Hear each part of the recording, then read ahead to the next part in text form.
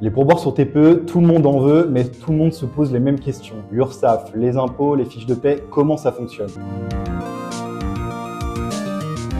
En 2025, non. Les pourboires sont exonérés d'impôts sur le revenu et les cotisations sociales.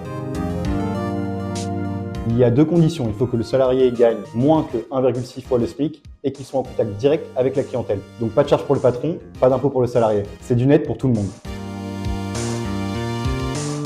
Là, attention, normalement, ça redevient imposable et soumis aux charges. Sauf si vous utilisez une méthode de collecte directe, mais ça, j'y reviens à la fin de la vidéo.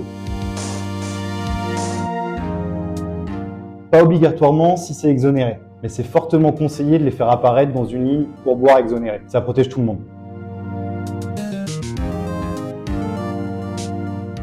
Gros risque. L'URSSAF peut vous demander d'où provient l'argent et où il va. En gros, comment il transite. Si c'est flou, ils peuvent tout requalifier en salaire classique et là, c'est rattrapage de charges et pénalité. Non, comptablement, c'est de l'argent sur compte de tiers. Ça ne fait que transiter. Ça ne gonfle pas votre CA et ça ne change pas votre TVA. Il n'y a pas de règles strictes. Cela peut être au prorata des heures travaillées, de façon égalitaire, au mérite, en pourcentage. C'est vous qui décidez. L'important, c'est que la règle soit claire, définie et connue en interne.